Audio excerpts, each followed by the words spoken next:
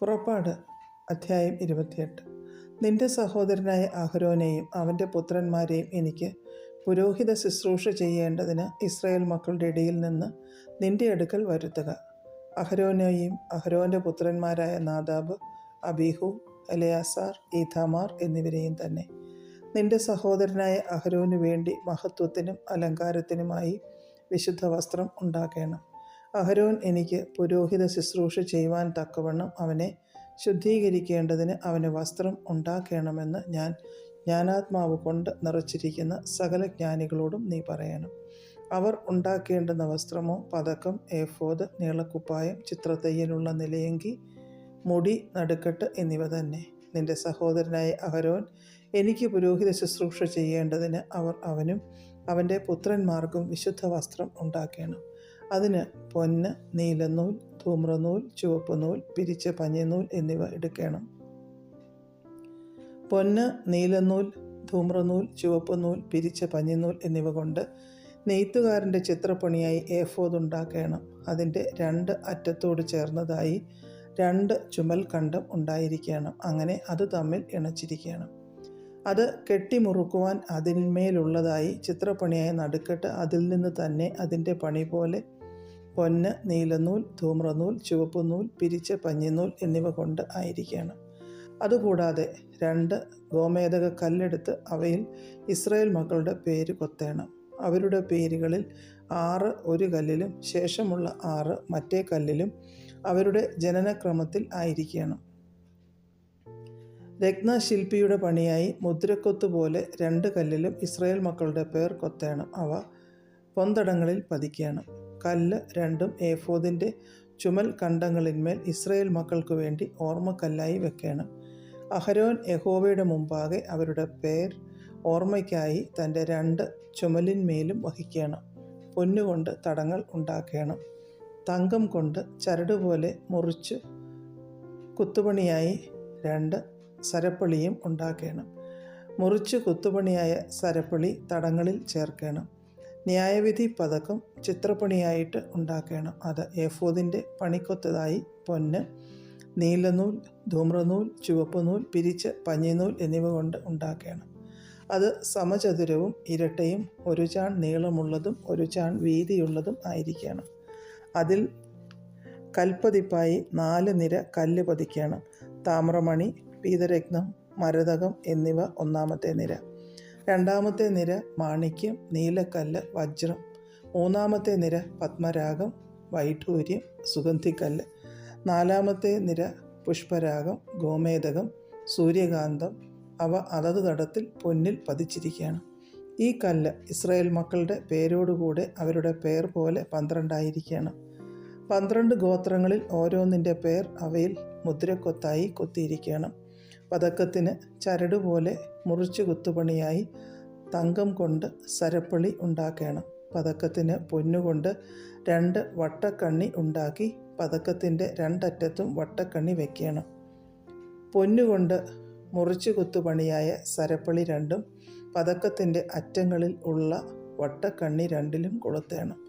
മുറിച്ച് കുത്തുപണിയായ 2 സരപ്പളിയുടെ മറ്റേ അറ്റം 2ഉം 2 തടത്തിൽ കൊളുത്തി ഏഫോദിൻ്റെ ചുമൽ കണ്ടങ്ങളിൽ അതിൻ്റെ മുൻഭാഗത്ത് വയ്ക്കണം.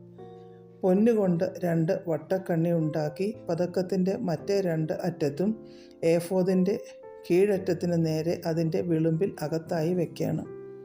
പൊന്നുകൊണ്ട് വേറെ 2 വട്ടക്കണ്ണി ഉണ്ടാക്കി ഏഫോദിൻ്റെ മുൻഭാഗത്ത് അതിൻ്റെ 2 ചുമൽ കണ്ടത്തിന്മേൽ താഴെ അതിൻ്റെ ഇണപ്പിനരികെ ഏഫോദിൻ്റെ നടുക്കെട്ടിന് മേലായി വയ്ക്കണം. പതക്കം ഏഫോദിൻ്റെ നടുക്കെട്ടിന് മേലായിരിക്കേണ്ടതിനും ഏഫോദിൽ ആടാതിരിക്കേണ്ടതിനും അതിൻ്റെ വട്ടക്കണ്ണികളാൽ ഏഫോദിൻ്റെ വട്ടക്കണ്ണികളോട് നീലനാട കൊണ്ട് കെട്ടണം. അങ്ങനെ അഹരോൻ വിശുദ്ധ മന്ദിരത്തിൽ കടക്കുമ്പോൾ ന്യായവിധി പതക്കത്തിൽ ഇസ്രായേൽ മക്കളുടെ പേർ എപ്പോഴും യഹോവയുടെ മുമ്പാകെ ഓർമ്മയ്ക്കായിട്ട് തൻ്റെ ഹൃദയത്തിന്മേൽ വഹിക്കണം. ന്യായവിധി പതക്കത്തിനകത്ത് ഊറീമും തുമ്മീമും വെളിപ്പാടും സത്യവും വയ്ക്കണം. അഹരോൻ യഹോവയുടെ സന്നിധാനത്തിങ്കൽ കടക്കുമ്പോൾ അവൻ്റെ ഹൃദയത്തിന്മേൽ ഇരിക്കണം. അഹരോൻ ഇസ്രായേൽ മക്കൾക്കുള്ള ന്യായവിധി എപ്പോഴും യഹോവയുടെ മുമ്പാകെ തൻ്റെ ഹൃദയത്തിന്മേൽ വഹിക്കണം. ഏഫോദിൻ്റെ അങ്കി മുഴുവനും നീലനൂൽ കൊണ്ട് ഉണ്ടാക്കണം. അതിൻ്റെ നടുവിൽ തല കടപ്പാൻ ഒരു ദ്വാരം വേണം. ദ്വാരത്തിന് നെയ്ത്ത് പണിയായ ഒരു നാട ചുറ്റിലും വേണം. അത് കീറിപ്പോകാതിരിപ്പാൻ കവചത്തിൻ്റെ ദ്വാരം പോലെ അതിന് ഉണ്ടായിരിക്കണം. നീലനൂൽ, ധൂമ്രനൂൽ, ചുവപ്പുനൂൽ എന്നിവ കൊണ്ട് ചുറ്റും അതിൻ്റെ വിളുമ്പിൽ മാതളപ്പഴങ്ങളും അവയുടെ ഇടയിൽ ചുറ്റും പൊന്നുകൊണ്ട് മണികളും ഉണ്ടാക്കണം. അങ്കിയുടെ വിളുമ്പിൽ ചുറ്റും ഒരു പൊന്മണി, ഒരു മാതളപ്പഴം, ഒരു പൊന്മണി, ഒരു മാതളപ്പഴം ഇങ്ങനെ വേണം. ശുശ്രൂഷ ചെയ്യുകയിൽ അഹരോൻ അത് ധരിക്കണം. യഹോവയുടെ മുമ്പാകെ വിശുദ്ധ മന്ദിരത്തിൽ കടക്കുമ്പോഴും പുറത്തു വരുമ്പോഴും അവൻ മരിക്കാതിരിക്കേണ്ടതിന് അതിൻ്റെ ശബ്ദം കേൾക്കണം. തങ്കം കൊണ്ട് ഒരു പട്ടമുണ്ടാക്കി അതിൽ യഹോവയ്ക്ക് വിശുദ്ധം എന്ന് മുദ്രക്കൊത്തായി കൊത്തേണം. അത് മുടിമേൽ ഇരിക്കേണ്ടതിന് നീലച്ചരട് കൊണ്ട് കെട്ടണം. അത് മുടിയുടെ മുൻഭാഗത്തിരിക്കണം. ഇസ്രായേൽ മക്കൾ തങ്ങളുടെ സകല വിശുദ്ധ വഴിപാടുകളിലും ശുദ്ധീകരിക്കുന്ന വിശുദ്ധ വസ്തുക്കളുടെ കുറ്റം അഹരോൻ വഹിക്കേണ്ടതിന് അത് അഹരോൻ്റെ നെറ്റിയിൽ ഇരിക്കണം.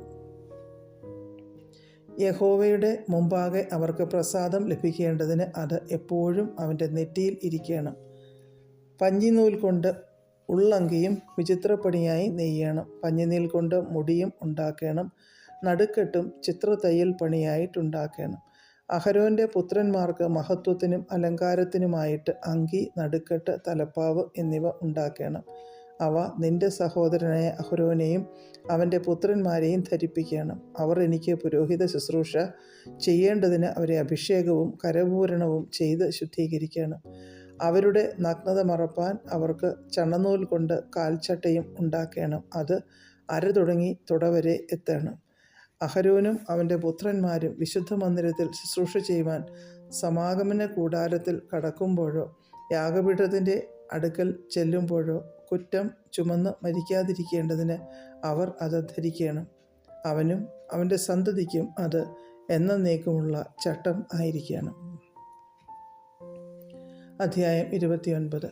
അവർ എനിക്ക് പുരോഹിത ശുശ്രൂഷ ചെയ്യുവാൻ അവരെ ശുദ്ധീകരിക്കേണ്ടതിന് നീ അവർക്ക് ചെയ്യേണ്ടതെന്തെന്നാൽ, ഒരു കാളക്കിടാവിനെയും ഊനമില്ലാത്ത 2 ആട്ടുകൊറ്റനെയും പുളിപ്പില്ലാത്ത അപ്പവും എണ്ണ ചേർത്ത പുളിപ്പില്ലാത്ത ദോശകളും എണ്ണ പുരട്ടിയ പുളിപ്പില്ലാത്ത വടകളും എടുക്കണം. ഗോതമ്പ് മാവ് കൊണ്ട് അവ ഉണ്ടാക്കണം. അവ ഒരു കൊട്ടയിൽ വെച്ച് കാളയോടും 2 ആട്ടുകൊറ്റനോടും കൂടെ കൊട്ടയിൽ കൊണ്ടുവരണം.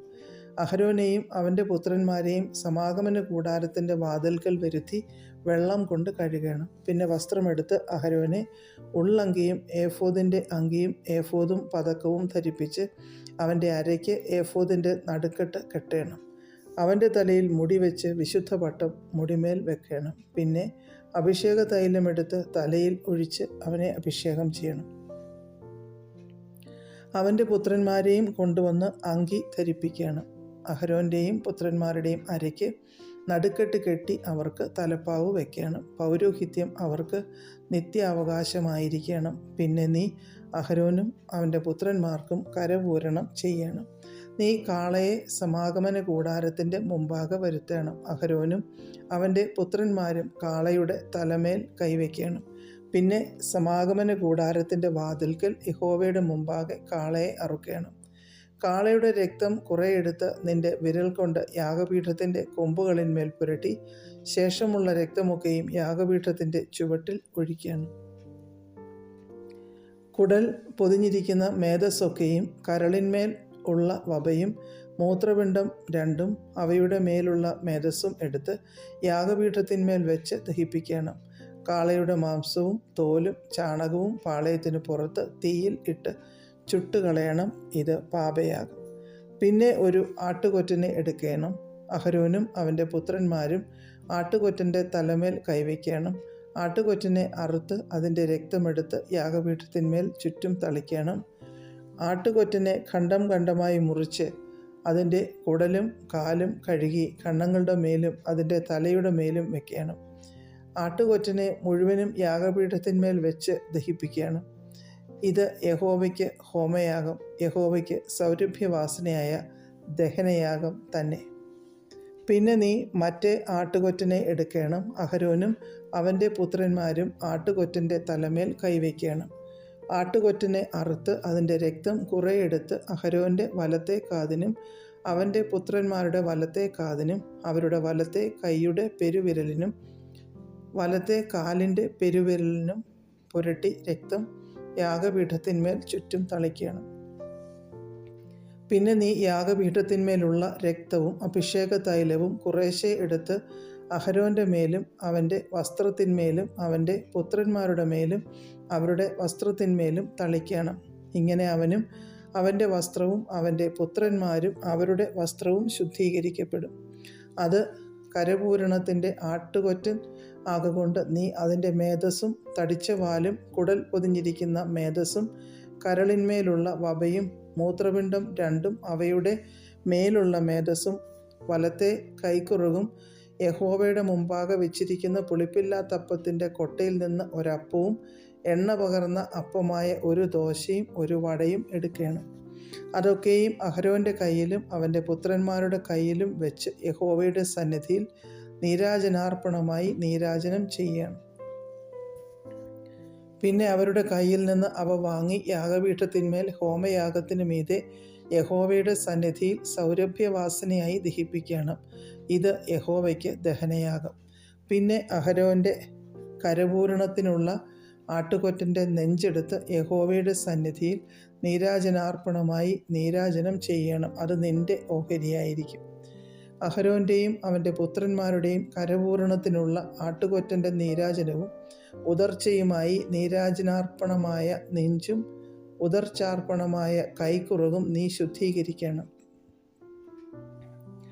അത് ഉദർച്ചാർപ്പണമാകൊണ്ട് ഇസ്രായേൽ മക്കളുടെ പക്കൽ നിന്ന് നിത്യാവകാശമായിട്ട് അഹരോനും അവൻ്റെ പുത്രന്മാർക്കും ഉള്ളതായിരിക്കണം. അത് ഇസ്രായേൽ മക്കൾ അർപ്പിക്കുന്ന സമാധാനയാഗത്തിൻ്റെ ഉദർച്ചാർപ്പണമായി യഹോവയ്ക്കുള്ള ഉദർച്ചാർപ്പണം തന്നെ ആയിരിക്കണം. അഹരോൻ്റെ വിശുദ്ധ വസ്ത്രം അവൻ്റെ ശേഷം അവൻ്റെ പുത്രന്മാർക്കുള്ളതാകണം. അത് ധരിച്ച് അവർ അഭിഷേകവും കരപൂരണവും പ്രാപിക്കണം. അവൻ്റെ പുത്രന്മാരിൽ അവന് പകരം പുരോഹിതനായി വിശുദ്ധ മന്ദിരത്തിലെ ശുശ്രൂഷ ചെയ്യുവാൻ സമാഗമന കൂടാരത്തിൽ കടക്കുന്നവൻ 7 ദിവസം അത് ധരിക്കണം. കരപൂരണത്തിൻ്റെ ആട്ടുകൊറ്റനെ എടുത്ത് അതിൻ്റെ മാംസം വിശുദ്ധമായ ഒരു സ്ഥലത്ത് വെച്ച് പാകം ചെയ്യണം. ആട്ടുകൊറ്റൻ്റെ മാംസവും കൊട്ടയിലുള്ള അപ്പവും അഹരോനും അവൻ്റെ പുത്രന്മാരും സമാഗമന കൂടാരത്തിൻ്റെ വാതിൽക്കൽ വെച്ച് തിന്നണം. അവരുടെ കരപൂരണത്തിനും വിശുദ്ധീകരണത്തിനും വേണ്ടി പ്രായശ്ചിത്തം കഴിക്കുന്ന വസ്തുക്കളെ അവർ തിന്നണം. അവ വിശുദ്ധമായിരിക്കാൻ അന്യൻ തിന്നരുത്. കരപൂരണ യാഗത്തിൻ്റെ മാംസത്തിലും അപ്പത്തിലും വല്ലതും പ്രഭാതകാലം വരെ ശേഷിച്ചിരുന്നാൽ ആ ശേഷിപ്പ് തീയിലിട്ട് ചുട്ടുകളയണം. അത് വിശുദ്ധമാകൊണ്ട് തിന്നരുത്. അങ്ങനെ ഞാൻ നിന്നോട് കൽപ്പിച്ചതുപോലെയൊക്കെയും നീ അഹരോനും അവൻ്റെ പുത്രന്മാർക്കും ചെയ്യണം. 7 ദിവസം അവർക്ക് കരപൂരണം ചെയ്യണം. പ്രായശ്ചിത്തത്തിനായി ദിവസേന ഓരോ കാളയെ പാപയാഗമായിട്ട് അർപ്പിക്കണം. യാഗപീഠത്തിനും പ്രായശ്ചിത്തം കഴിച്ച് പാപശുദ്ധി വരുത്തുകയും അതിനെ ശുദ്ധീകരിക്കേണ്ടതിന് അഭിഷേകം ചെയ്യുകയും വേണം. 7 ദിവസം നീ യാഗപീഠത്തിനായി പ്രായശ്ചിത്തം കഴിച്ച് അതിനെ ശുദ്ധീകരിക്കണം. യാഗപീഠം അതിവിശുദ്ധമായിരിക്കണം. യാഗപീഠത്തെ തൊടുന്നവനൊക്കെയും വിശുദ്ധനായിരിക്കണം. യാഗപീഠത്തിന്മേൽ അർപ്പിക്കേണ്ടതെന്തെന്നാൽ ദിവസം തോറും നിരന്തരം 1 വയസ്സ് പ്രായമുള്ള 2 ആട്ടിൻകുട്ടി, ഒരാട്ടിൻകുട്ടിയെ രാവിലെ അർപ്പിക്കണം, മറ്റേ ആട്ടിൻകുട്ടിയെ വൈകുന്നേരത്ത് അർപ്പിക്കണം. ഇടിച്ചെടുത്ത കാൽഹീൻ എണ്ണ പകർന്നിരിക്കുന്ന 1 ഇടങ്ങഴി നേരിയ മാവും പാനീയയാഗമായി കാൽഹീൻ വീഞ്ഞും ആട്ടിൻകുട്ടിയോട് കൂടെ അർപ്പിക്കണം. മറ്റേ ആട്ടിൻകുട്ടിയെ രാവിലത്തെ ഭോജനയാഗത്തിനും അതിൻ്റെ പാനീയയാഗത്തിനും ഒത്തവണ്ണം ഒരുക്കി സൗരഭ്യവാസനയായി യഹോവയ്ക്ക് ദഹനയാഗമായി വൈകുന്നേരത്ത് അർപ്പിക്കണം. ഞാൻ നിന്നോട് സംസാരിക്കേണ്ടതിന് നിങ്ങൾക്ക് വെളിപ്പെടുവാനുള്ള സമാഗമന കൂടാരത്തിൻ്റെ വാതിൽക്കൽ വെച്ച് യഹോവയുടെ മുമ്പാകെ ഇത് നിങ്ങൾക്ക് തലമുറ തലമുറയായി നിരന്തര ഹോമയാഗമായിരിക്കണം.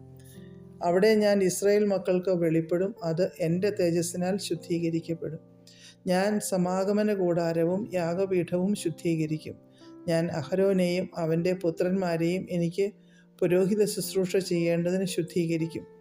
ഞാൻ ഇസ്രായേൽ മക്കളുടെ മധ്യേ വസിക്കുകയും അവർക്ക് ദൈവമായിരിക്കുകയും ചെയ്യും. അവരുടെ മധ്യേ വസിക്കേണ്ടതിന് അവരെ മിസ്രയീം ദേശത്തു നിന്ന് കൊണ്ടുവന്നവനായി അവരുടെ ദൈവമായ യഹോവ ഞാനാകുന്നു എന്ന് അവർ അറിയും. ഞാൻ അവരുടെ ദൈവമായ യഹോവ തന്നെ. അധ്യായം 30. ധൂപം കാട്ടുവാൻ ഒരു ധൂപപീഠവും ഉണ്ടാക്കണം. ഖദിരമരം കൊണ്ട് അത് ഉണ്ടാക്കണം. അത് 1 മുഴം നീളവും 1 മുഴം വീതിയുമായി സമചതുരവും 2 മുഴം ഉയരവും ആയിരിക്കണം. അതിൻ്റെ കൊമ്പുകൾ അതിൽ നിന്ന് തന്നെ ആയിരിക്കണം. അതിൻ്റെ മേൽപ്പലകയും ചുറ്റും അതിൻ്റെ പാർശ്വങ്ങളും കൊമ്പുകളും ഇങ്ങനെ അത് മുഴുവനും തങ്കം കൊണ്ട് പൊതിയണം. അതിന് ചുറ്റും പൊന്നുകൊണ്ട് ഒരു വക്കും ഉണ്ടാക്കണം. ചുമക്കേണ്ടതിന് തണ്ട് ചെലുത്തുവാൻ അതിൻ്റെ വക്കിന് കീഴെ ഇരുപുറത്തും 2 പൊൻവളയവും ഉണ്ടാക്കണം. അതിൻ്റെ 2 പാർശ്വത്തിലും അവയെ ഉണ്ടാക്കണം. തണ്ടുകൾ ഖദിരമരം കൊണ്ടുണ്ടാക്കി പൊന്നു പൊതിയണം. സാക്ഷ്യപ്പെട്ടകത്തിൻ്റെ മുമ്പിലും ഞാൻ നിനക്ക് വെളിപ്പെടുവാനുള്ള ഇടമായി സാക്ഷ്യത്തിന്മീതെയുള്ള കൃപാസനത്തിൻ്റെ മുമ്പിലും ഇരിക്കുന്ന തിരശ്ശീലയ്ക്ക് മുമ്പാകെ അത് വയ്ക്കണം. അഹരോൻ അതിന്മേൽ സുഗന്ധധൂപം കാട്ടണം. അവൻ ദിനം പ്രതി കാലത്ത് ദീപം തുടയ്ക്കുമ്പോൾ അങ്ങനെ ധൂപം കാട്ടണം. അഹരോൻ വൈകുന്നേരം ദീപം കൊളുത്തുമ്പോഴും അങ്ങനെ സുഗന്ധധൂപം കാട്ടണം. അത് തലമുറ തലമുറയായി യഹോവയുടെ മുമ്പാകെ നിരന്തര ധൂപം ആയിരിക്കണം. നിങ്ങൾ അതിന്മേൽ അന്യധൂപമോ ഹോമയാഗമോ ഭോജനയാഗമോ അർപ്പിക്കരുത്. അതിന്മേൽ പാനീയാഗം ഒഴിക്കുകയും അരുത്. സംവത്സരത്തിൽ ഒരിക്കൽ അഹരോൻ അതിൻ്റെ കൊമ്പുകൾക്കു വേണ്ടി പ്രായശ്ചിത്തം കഴിക്കണം. പ്രായശ്ചിത്തത്തിനുള്ള പാപയാഗത്തിൻ്റെ രക്തം കൊണ്ട് അവൻ തലമുറ തലമുറയായി വർഷാന്തര പ്രായശ്ചിത്തം കഴിക്കണം. ഇത് യഹോവയ്ക്ക് അതിവിശുദ്ധം. യഹോവ പിന്നെയും മോശയോട് കൽപ്പിച്ചത് എന്തെന്നാൽ, ഇസ്രായേൽ മക്കളുടെ ജനസംഖ്യ എടുക്കേണ്ടതിന് അവരെ എണ്ണുമ്പോൾ അവരുടെ മധ്യേ ബാധ ഉണ്ടാകാതിരിപ്പാൻ അവരിൽ ഓരോരുത്തൻ താൻ്റെ ജീവന് വേണ്ടി യഹോവയ്ക്ക് വീണ്ടെടുപ്പ് വില കൊടുക്കണം. എണ്ണപ്പെടുന്നവരുടെ കൂട്ടത്തിൽ ഉൾപ്പെടുന്ന ഏവനും വിശുദ്ധ മന്ദിരത്തിലെ തൂക്കപ്രകാരം 1/2 ശേക്കെൽ കൊടുക്കണം. ശേക്കെൽ എന്നത് 20 ഗേര. ആ 1/2 ശേക്കെൽ യഹോവയ്ക്ക് വഴിപാടായിരിക്കണം. എണ്ണപ്പെടുന്നവരുടെ കൂട്ടത്തിൽ 20 വയസ്സും അതിന് മീതെയുള്ളവനെല്ലാം യഹോവയ്ക്ക് വഴിപാട് കൊടുക്കണം. നിങ്ങളുടെ ജീവനു വേണ്ടി പ്രായശ്ചിത്തം കഴിപ്പാൻ നിങ്ങൾ യഹോവയ്ക്ക് വഴിപാട് കൊടുക്കുമ്പോൾ ധനവാൻ 1/2 ശേക്കെലിൽ അധികം കൊടുക്കരുത്. ദരിദ്രൻ കുറച്ചു കൊടുക്കുകയും അരുത്. ഈ പ്രായശ്ചിത്ത ദ്രവ്യം നീ ഇസ്രായേൽ മക്കളോട് വാങ്ങി സമാഗമന കൂടാരത്തിൻ്റെ ശുശ്രൂഷയ്ക്കായി കൊടുക്കണം.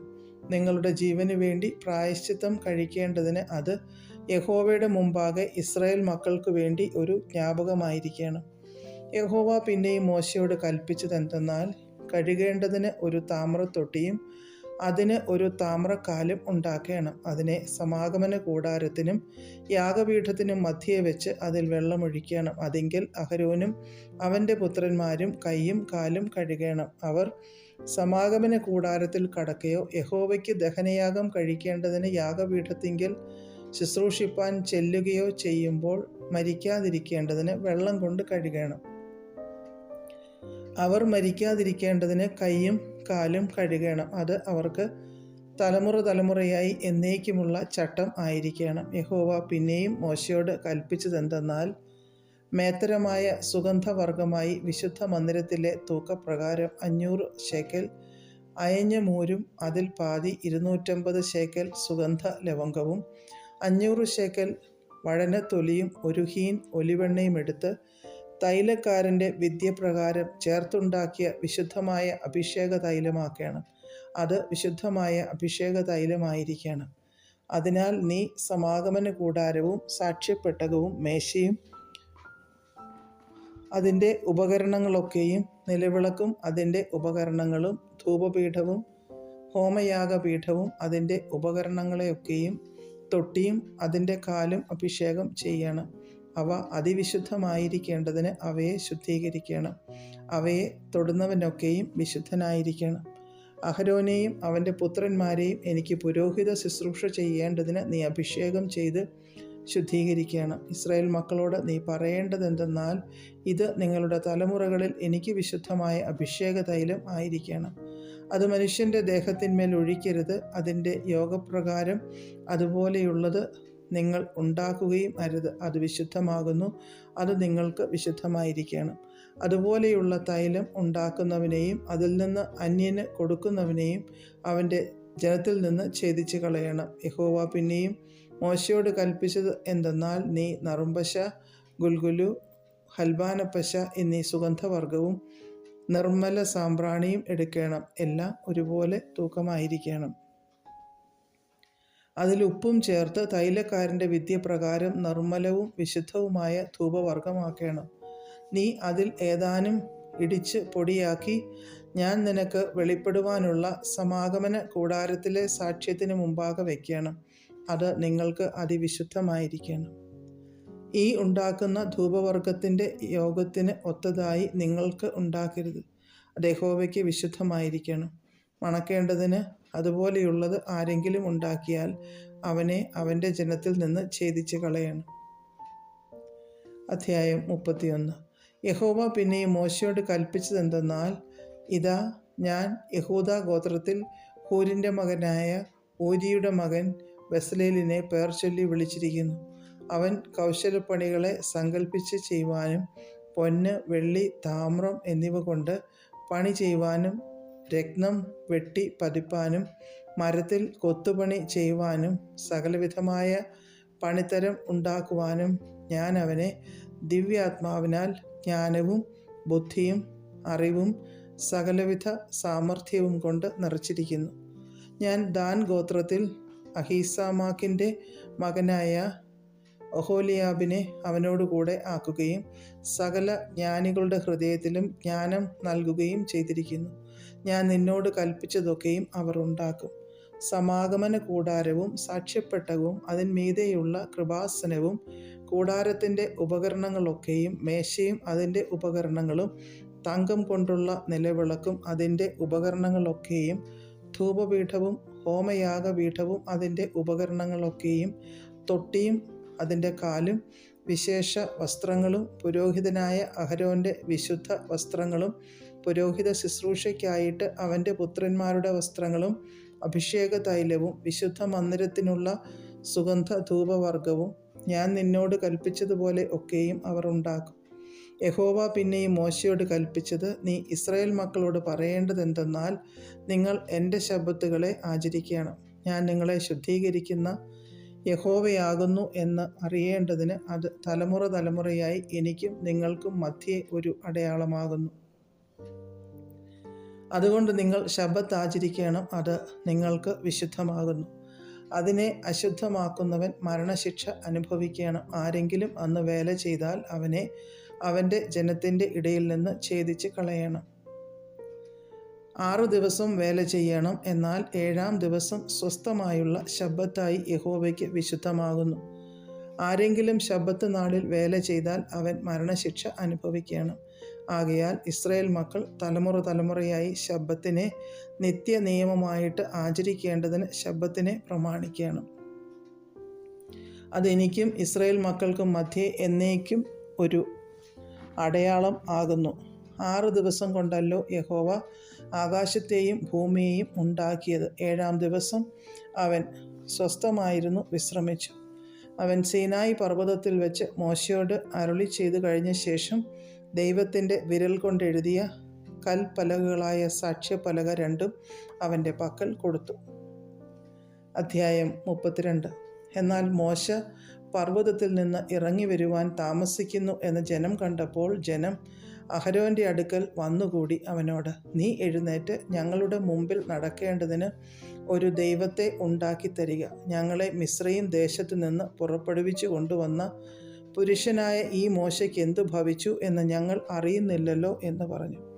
അഹരോൻ അവരോട്, നിങ്ങളുടെ ഭാര്യമാരുടെയും പുത്രന്മാരുടെയും പുത്രിമാരുടെയും കാതിലെ പൊൻകുണുക്ക് പറിച്ച് എൻ്റെ അടുക്കൽ കൊണ്ടുവരുവീൻ എന്ന് പറഞ്ഞു. ജനമൊക്കെയും തങ്ങളുടെ കാതിൽ നിന്ന് പൊൻകുണുക്ക് പറിച്ച് അഹരോൻ്റെ അടുക്കൽ കൊണ്ടുവന്നു. അവൻ അത് അവരുടെ കയ്യിൽ നിന്ന് വാങ്ങി ഒരു കൊത്തുള്ളി കൊണ്ട് ഭാഷ വരുത്തി ഒരു കാളക്കുട്ടിയെ വാർത്തുണ്ടാക്കി. അപ്പോൾ അവർ ഇസ്രായേലേ, ഇത് നിന്നെ മിസ്രയീം ദേശത്തു നിന്ന് കൊണ്ടുവന്ന നിന്റെ ദൈവം ആകുന്നു എന്ന് പറഞ്ഞു. അഹരോൻ അത് കണ്ടാറെ അതിനു മുമ്പാകെ ഒരു യാഗപീഠം പണിതു നാളെ യഹോവയ്ക്ക് ഒരു ഉത്സവം എന്ന് വിളിച്ചു പറഞ്ഞു.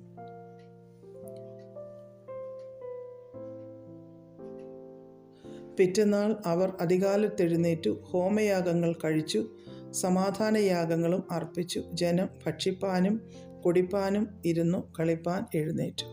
അപ്പോൾ യഹോവ മോശയോട്, നീ ഇറങ്ങിച്ചെല്ലുക. നീ മിസ്രയീം ദേശത്തു നിന്ന് കൊണ്ടുവന്ന നിന്റെ ജനം തങ്ങളെ തന്നെ വഷളാക്കിയിരിക്കുന്നു. ഞാൻ അവരോട് കൽപ്പിച്ച വഴി അവർ വേഗത്തിൽ വിട്ടുമാറി ഒരു കാളക്കുട്ടിയെ വാർത്തുണ്ടാക്കി നമസ്കരിച്ച് അതിന് യാഗം കഴിച്ചു. ഇസ്രായേലേ, ഇത് നിന്നെ മിസ്രയീം ദേശത്തു നിന്ന് കൊണ്ടുവന്ന നിന്റെ ദൈവമാകുന്നു എന്ന് പറയുന്നു എന്നരുളി ചെയ്തു. ഞാൻ ഈ ജനത്തെ നോക്കി അത് ദുശ്ശാഠ്യമുള്ള ജനമാകുന്നു എന്ന് കണ്ടു. അതുകൊണ്ട് എൻ്റെ കോപം അവർക്ക് വിരോധമായി ജ്വലിച്ചു. ഞാൻ അവരെ ദഹിപ്പിക്കേണ്ടതിന് എന്നെ വിടുക, നിന്നെ ഞാൻ വലിയൊരു ജാതിയാക്കും എന്നും യഹോവ മോശയോട് അരുളി ചെയ്തു. എന്നാൽ മോശ തൻ്റെ ദൈവമായ യഹോവയോട് അപേക്ഷിച്ച് പറഞ്ഞത്, യഹോവേ, നീ മഹാബലം കൊണ്ടും ഭുജവീര്യം കൊണ്ടും മിസ്രയീം ദേശത്തു നിന്ന് കൊണ്ടുവന്ന നിന്റെ ജനത്തിന് വിരോധമായി നിന്റെ കോപം ജ്വലിക്കുന്നതെന്ത്? മലകളിൽ വെച്ച് കൊന്നുകളവാനും ഭൂതലത്തിൽ നിന്ന് നശിപ്പിപ്പാനും അവരെ ദോഷത്തിനായി അവൻ കൊണ്ടുപോയി എന്ന് മിസ്രയീമ്യരെ കൊണ്ട് പറയിക്കുന്നതെന്തിന്? നിന്റെ ഉഗ്രകോപം വിട്ടുതിരിഞ്ഞ് നിന്റെ ജനത്തിന് വരുവാനുള്ള ഈ അനർത്ഥത്തെക്കുറിച്ച് അനുതപിക്കണമേ. നിന്റെ ദാസന്മാരായ അബ്രഹാമിനെയും ഇസഹാക്കിനെയും ഇസ്രായേലിനെയും ഓർക്കണമേ. ഞാൻ നിങ്ങളുടെ സന്തതിയെ ആകാശത്തിലെ നക്ഷത്രങ്ങളെ പോലെ വർദ്ധിപ്പിക്കുകയും ഞാൻ അരുളി ചെയ്ത ഈ ദേശമൊക്കെയും നിങ്ങളുടെ സന്തതിക്ക് കൊടുക്കുകയും അവർ അതിനെ എന്നേക്കും അവകാശമായി പ്രാപിക്കുകയും ചെയ്യുമെന്ന് നീ നിന്നെക്കൊണ്ട് തന്നെ അവരോട് സത്യം ചെയ്തുവല്ലോ. അപ്പോൾ യഹോവ തൻ്റെ ജനത്തിന് വരുത്തും എന്ന് കൽപ്പിച്ച അനർത്ഥത്തെക്കുറിച്ച് അനുതപിച്ചു. മോശ തിരിഞ്ഞ് പർവ്വതത്തിൽ നിന്ന് ഇറങ്ങി. സാക്ഷ്യത്തിൻ്റെ പലക രണ്ടും അവൻ്റെ കയ്യിൽ ഉണ്ടായിരുന്നു. പലക ഇപ്പുറവും അപ്പുറവുമായി ഇരുവശത്തും എഴുതിയതായിരുന്നു. പലക ദൈവത്തിൻ്റെ പണിയും പലകയിൽ പതിഞ്ഞ എഴുത്ത് ദൈവത്തിൻ്റെ എഴുത്തും ആയിരുന്നു.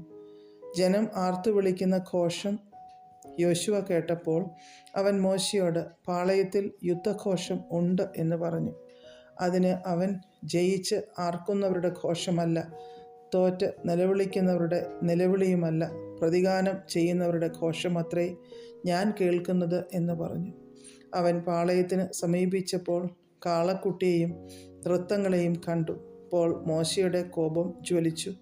അവൻ പലകകളെ കയ്യിൽ നിന്ന് എറിഞ്ഞു പർവ്വതത്തിൻ്റെ അടിവാരത്ത് വെച്ച് പൊട്ടിച്ചു കളഞ്ഞു.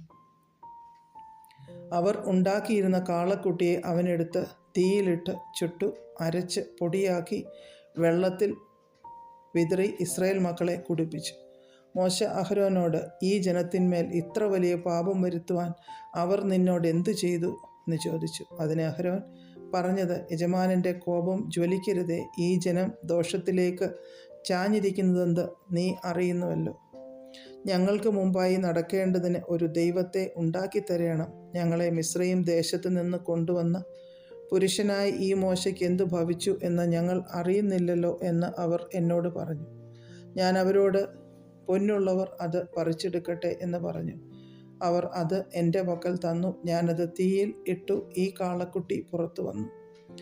അവരുടെ വിരോധികൾക്ക് മുമ്പാകെ അവർ ഹാസ്യമാകത്തക്കവണ്ണം അഹരോൻ അവരെ അഴിച്ചുവിട്ട് കളകിയാൽ ജനം കെട്ടഴിഞ്ഞവരായി എന്ന് കണ്ടിട്ട് മോശ പാളയത്തിൻ്റെ വാതിൽക്കൽ നിന്നുകൊണ്ട്, യഹോവയുടെ പക്ഷത്തിലുള്ളവൻ എൻ്റെ അടുക്കൽ വരട്ടെ എന്ന് പറഞ്ഞു. എന്നാറെ ലേവ്യർ എല്ലാവരും അവൻ്റെ അടുക്കൽ വന്നുകൂടി. അവൻ അവരോട്, നിങ്ങൾ ഓരോരുത്തൻ താന്താൻ്റെ വാൾ അരയ്ക്ക് കെട്ടി പാളയത്തിൽ കൂടി വാതിൽ തോറും കടന്ന് ഓരോരുത്തൻ താന്താൻ്റെ സഹോദരനെയും താന്താൻ്റെ സ്നേഹിതനെയും താന്താൻ്റെ കൂട്ടുകാരനെയും കൊന്നുകളവിൻ എന്നിങ്ങനെ ഇസ്രായേലിൻ്റെ ദൈവമായ യഹോവ കൽപ്പിക്കുന്നു എന്ന് പറഞ്ഞു. ലേവ്യർ മോശ പറഞ്ഞതുപോലെ ചെയ്തു. അന്ന് ഏകദേശം 3000 പേർ വീണു.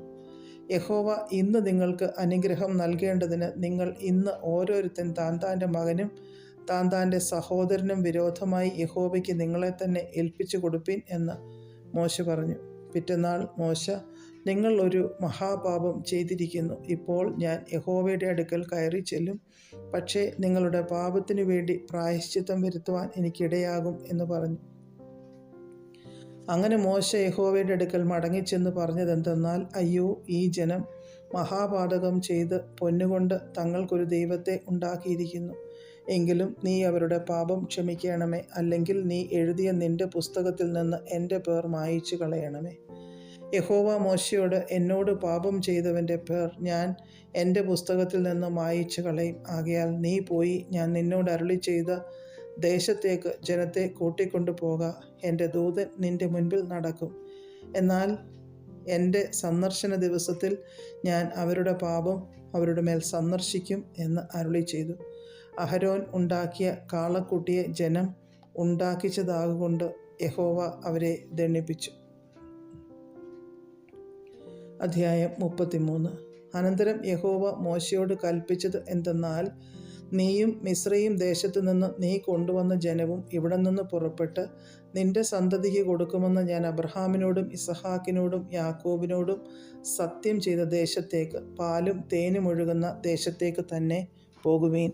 ഞാൻ ഒരു ദൂതനെ നിനക്ക് മുമ്പായി അയക്കും. കനാന്യർ, അമോര്യർ, ഹിത്യൻ, പെരിസ്യർ, ഹിവ്യൻ, യെബൂസ്യൻ എന്നിവരെ ഞാൻ ഓടിച്ചു കളയും. വഴിയിൽ വെച്ച് ഞാൻ നിന്നെ നശിപ്പിക്കാതിരിക്കേണ്ടതിന് ഞാൻ നിന്റെ നടുവിൽ നടക്കയില്ല. നീ ദുശാഠ്യമുള്ള ജനമാകുന്നു. ദോഷകരമായ ഈ വചനം കേട്ടപ്പോൾ ജനം ദുഃഖിച്ചു. ആരും തൻ്റെ ആഭരണം ധരിച്ചതുമില്ല. നിങ്ങൾ ദുശാഠ്യമുള്ള ജനമാകുന്നു. ഞാൻ ഒരു നിമിഷനേരം നിന്റെ നടുവിൽ നടന്നാൽ നിന്നെ സംഹരിച്ചു കളയും. അതുകൊണ്ട് ഞാൻ നിന്നോട് എന്തു ചെയ്യണം എന്ന് അറിയേണ്ടതിന് നീ നിന്റെ ആഭരണം നീക്കിക്കളക എന്നിങ്ങനെ ഇസ്രായേൽ മക്കളോട് പറക എന്ന് യഹോവ മോശയോട് കൽപ്പിച്ചിരുന്നു. അങ്ങനെ ഹോരേബ് പർവ്വതത്തിങ്കൽ തുടങ്ങി ഇസ്രായേൽ മക്കൾ ആഭരണം ധരിച്ചില്ല. മോശ കൂടാരമെടുത്ത് പാളയത്തിന് പുറത്ത് പാളയത്തിൽ നിന്ന് ദൂരത്ത് അടിച്ചു. അതിന് സമാഗമന കൂടാരം എന്ന് പേരിട്ടു. യഹോവയെ അന്വേഷിക്കുന്നവനെല്ലാം പുറപ്പെട്ട് പാളയത്തിന് പുറത്തുള്ള സമാഗമന കൂടാരത്തിലേക്ക് ചെന്നു. മോശ കൂടാരത്തിലേക്ക് പോകുമ്പോൾ ജനമൊക്കെയും എഴുന്നേറ്റ് ഓരോരുത്തൻ താൻ്റെ കൂടാരവാതിൽക്കൽ നിന്നു. മോശ കൂടാരത്തിനകത്ത് കടക്കുവോളം അവനെ നോക്കിക്കൊണ്ടിരുന്നു. മോശ കൂടാരത്തിൽ കടക്കുമ്പോൾ ഒരു മേഘസ്തംഭം ഇറങ്ങി കൂടാരവാതിൽക്കൽ നിൽക്കുകയും യഹോവ മോശയോട് സംസാരിക്കുകയും ചെയ്തു. ജനമെല്ലാം കൂടാരവാതിൽക്കൽ മേഘസ്തംഭം നിൽക്കുന്നത് കണ്ടു. ജനമെല്ലാം എഴുന്നേറ്റു ഓരോരുത്തൻ താൻ്റെ കൂടാരവാതിൽക്കൽ വെച്ച് നമസ്കരിച്ചു. ഒരുത്തൻ തൻ്റെ സ്നേഹിതനോട് സംസാരിക്കുന്നത് പോലെ യഹോവ മോശയോട് അഭിമുഖമായി സംസാരിച്ചു. പിന്നെ അവൻ പാളയത്തിലേക്ക് മടങ്ങി വന്നു. അവൻ്റെ ശുശ്രൂഷക്കാരനായ നൂൻ്റെ പുത്രനായ യോശുവ എന്ന ബാല്യക്കാരനോ കൂടാരത്തെ വിട്ടുപിരിയാതിരുന്നു. മോശ യഹോവയോട് പറഞ്ഞതെന്തെന്നാൽ, ഈ ജനത്തെ കൂട്ടിക്കൊണ്ടു പോക എന്ന് നീ എന്നോട് കൽപ്പിച്ചുവല്ലോ. എങ്കിലും ആരെ എന്നോട് കൂടെ അയക്കുമെന്ന് അറിയിച്ചു തന്നില്ല. എന്നാൽ ഞാൻ നിന്നെ അടുത്തറിഞ്ഞിരിക്കുന്നു, എനിക്ക് നിന്നോട് കൃപ തോന്നിയിരിക്കുന്നു എന്ന് നീ അരുളി ചെയ്തിട്ടുണ്ടല്ലോ. ആകയാൽ എന്നോട് കൃപയുണ്ടെങ്കിൽ നിന്റെ വഴി എന്നെ അറിയിക്കണമേ. നിനക്ക് എന്നോട് കൃപയുണ്ടാകുവാൻ തക്കവണ്ണം ഞാൻ നിന്നെ അറിയുമാറാകട്ടെ. ഈ ജാതി നിന്റെ ജനം എന്ന് ഓർക്കണമേ. അതിന് അവൻ, എൻ്റെ സാന്നിധ്യം നിന്നോട് കൂടെ പോരും, ഞാൻ നിനക്ക് സ്വസ്ഥത നൽകും എന്ന് അരുളി ചെയ്തു. അവനവനോട്, തിരുസാന്നിധ്യം എന്നോട് കൂടെ പോരുന്നില്ല എങ്കിൽ ഞങ്ങളെ ഇവിടെ നിന്ന് പുറപ്പെടുവിക്കരുതേ. എന്നോടും നിന്റെ ജനത്തോടും കൃപ ഉണ്ടെന്നുള്ളത് ഏതിനാൽ അറിയും? നീ ഞങ്ങളോടുകൂടെ പോരുന്നതിനാലല്ലയോ? അങ്ങനെ ഞാനും നിന്റെ ജനവും ഭൂതലത്തിലുള്ള സകല ജാതികളിലും വെച്ച് വിശേഷതയുള്ളവരായിരിക്കും എന്ന് പറഞ്ഞു. യഹോവ മോശയോട്, നീ പറഞ്ഞ ഈ വാക്കുപോലെ ഞാൻ ചെയ്യും. എനിക്ക് നിന്നോട് കൃപ തോന്നിയിരിക്കുന്നു, ഞാൻ നിന്നെ അടുത്ത് അറിഞ്ഞുമിരിക്കുന്നു എന്ന് അരുളി ചെയ്തു. അപ്പോൾ അവൻ, നിന്റെ തേജസ് എനിക്ക് കാണിച്ചു തരണമേ എന്നപേക്ഷിച്ചു. യഹോവ മോശയോട്, നീ പറഞ്ഞ ഈ വാക്കുപോലെ ഞാൻ ചെയ്യും. എനിക്ക് നിന്നോട് കൃപ തോന്നിയിരിക്കുന്നു, ഞാൻ നിന്നെ അടുത്ത് അറിഞ്ഞുമിരിക്കുന്നു എന്ന് അരുളി ചെയ്തു. അപ്പോൾ അവൻ, നിന്റെ തേജസ് എനിക്ക് കാണിച്ചു തരണമേ എന്നപേക്ഷിച്ചു. അതിന് അവൻ, ഞാൻ എൻ്റെ മഹിമയൊക്കെയും നിന്റെ മുമ്പാകെ കടക്കുമാറാക്കി യഹോവയുടെ നാമത്തെ നിന്റെ മുമ്പാകെ ഘോഷിക്കും. കൃപ ചെയ്യുവാൻ എനിക്ക് മനസ്സുള്ളവനോട് ഞാൻ കൃപ ചെയ്യും, കരുണ കാണിപ്പാൻ എനിക്ക് മനസ്സുള്ളവന് ഞാൻ കരുണ കാണിക്കും എന്നരുളി ചെയ്തു. നിനക്ക് എൻ്റെ മുഖം കാണുവാൻ കഴിയുകയില്ല, ഒരു മനുഷ്യനും എന്നെ കണ്ട് ജീവനോടെ ഇരിക്കുകയില്ല എന്നും അവൻ കൽപ്പിച്ചു. ഇതാ, എൻ്റെ അടുക്കൽ ഒരു സ്ഥലമുണ്ട്, അവിടെ ആ പാറമേൽ നീ നിൽക്കണം. എൻ്റെ തേജസ് കടന്നു പോകുമ്പോൾ ഞാൻ നിന്നെ പാറയുടെ ഒരു പിളർപ്പിൽ ആക്കി ഞാൻ കടന്നു പോകുവോളം എൻ്റെ കൈകൊണ്ട് നിന്നെ മറയ്ക്കും.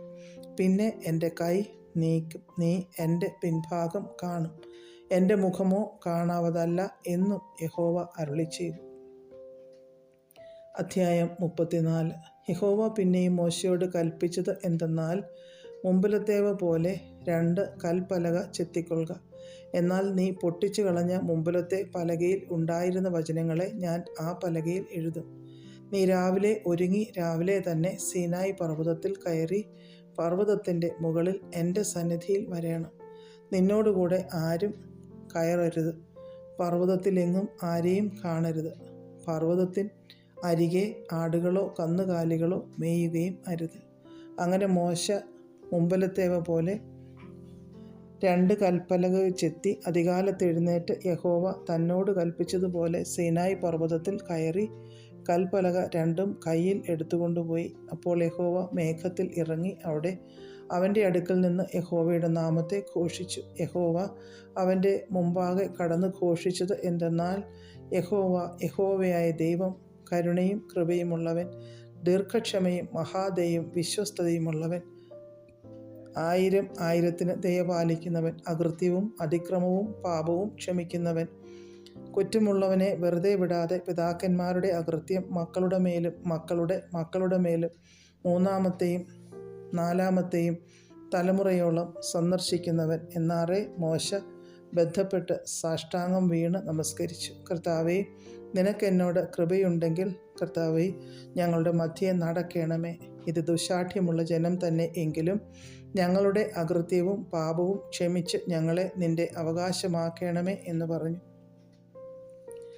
അതിന് അവൻ അരുളി ചെയ്തതെന്തെന്നാൽ, ഞാൻ ഒരു നിയമം ഉണ്ടാക്കുന്നു, ഭൂമിയിലെങ്ങും ഒരു ജാതിയിലും സംഭവിച്ചിട്ടില്ലാത്ത അത്ഭുതങ്ങൾ നിന്റെ സർവ്വജനത്തിനും മുമ്പാകെ ഞാൻ ചെയ്യും. നീ സഹവാസം ചെയ്തു പോരുന്ന ജനം ഒക്കെയും യഹോവയുടെ പ്രവൃത്തിയെ കാണും. ഞാൻ നിന്നോട് ചെയ്യുവാനിരിക്കുന്നത് ഭയങ്കരമായുള്ളത് തന്നെ.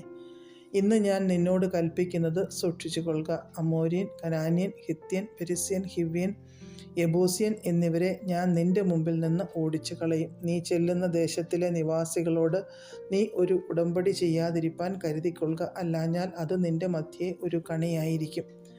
നിങ്ങൾ അവരുടെ ബലിപീഠങ്ങളെ ഇടിച്ച് വിഗ്രഹങ്ങളെ തകർത്ത് അശേര പ്രതിഷ്ഠകളെ വെട്ടിക്കളയണം. അന്യദൈവത്തെ നമസ്കരിക്കരുത്. യഹോവയുടെ നാമം തീക്ഷ്ണൻ എന്നാകുന്നു, അവൻ തീക്ഷ്ണതയുള്ള ദൈവം തന്നെ. ആ ദേശത്തിലെ നിവാസികളോട് ഉടമ്പടി ചെയ്യുകയും അവരുടെ ദേവന്മാരോട് അവർ പരസംഗം ചെയ്ത് അവരുടെ ദേവന്മാർക്ക് ബലി കഴിക്കുമ്പോൾ നിന്നെ വിളിക്കുകയും നീ ചെന്ന് അവരുടെ ബലികൾ തിന്നുകയും അവരുടെ പുത്രിമാരിൽ നിന്ന് നിന്റെ പുത്രന്മാർക്ക് ഭാര്യമാരെ എടുക്കുകയും അവരുടെ പുത്രിമാർ തങ്ങളുടെ ദേവന്മാരോട് പരസംഗം ചെയ്യുമ്പോൾ നിന്റെ പുത്രന്മാരെ കൊണ്ട് അവരുടെ ദേവന്മാരോട് പരസംഗം ചെയ്യിക്കുകയും ചെയ്യുവാൻ ഇടവരരുത്. ദേവന്മാരെ വാർത്തുണ്ടാക്കരുത്. പുളിപ്പില്ലാത്ത അപ്പത്തിൻ്റെ ഉത്സവം നീ ആചരിക്കണം. ഞാൻ നിന്നോട് കൽപ്പിച്ചതുപോലെ ആബീബ് മാസത്തിൽ നിശ്ചയിച്ച സമയത്ത് 7 ദിവസം പുളിപ്പില്ലാത്ത അപ്പം തിന്നേണം. ആബീബ് മാസത്തിലല്ലോ നീ മിസ്രയീമിൽ നിന്ന് പുറപ്പെട്ടു പോന്നത്. ആദ്യം ജനിക്കുന്നതൊക്കെയും നിന്റെ ആടുകളുടെയും കന്നുകാലികളുടെയും കൂട്ടത്തിൽ കടിഞ്ഞൂലായ ആണൊക്കെയും എനിക്കുള്ളതാകുന്നു.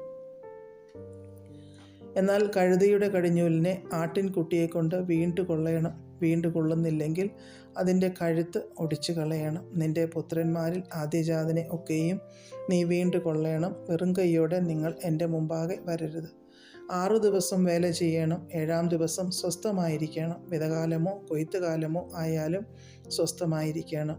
കോതമ്പ് കൊയ്ത്തിലെ ആദ്യ ഫലോത്സവമായ വാരോത്സവവും ആണ്ടറുതിയിൽ കായ്കനി പെരുന്നാളും നീ ആചരിക്കണം. സംവത്സരത്തിൽ 3 പ്രാവശ്യം പുരുഷന്മാരൊക്കെയും ഇസ്രായേലിൻ്റെ ദൈവമായി യഹോവയായ കർത്താവിൻ്റെ മുമ്പാകെ വരേണം. ഞാൻ ജാതികളെ നിന്റെ മുമ്പിൽ നിന്ന് ഓടിച്ചു കളഞ്ഞ് നിന്റെ അതിർത്തികളെ വിശാലമാക്കും. നീ സംവത്സരത്തിൽ 3 പ്രാവശ്യം നിന്റെ ദൈവമായ യഹോവയുടെ മുമ്പാകെ ചെല്ലുവാൻ കയറിപ്പോയിരിക്കുമ്പോൾ ഒരു മനുഷ്യനും നിന്റെ ദേശം മോഹിക്കുകയില്ല.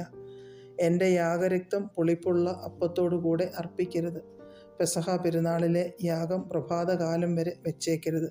നിന്റെ നിലത്തിലെ ആദ്യ വിളവിൻ്റെ ആദ്യഫലം നിന്റെ ദൈവമായ യഹോവയുടെ ആലയത്തിൽ കൊണ്ടുവരേണം. കോലാട്ടിൻ കുട്ടിയെ അതിൻ്റെ തള്ളയുടെ പാലിൽ പാകം ചെയ്യരുത്. യഹോവ പിന്നെയും മോശയോട്, ഈ വചനങ്ങളെ എഴുതിക്കൊള്ളുക.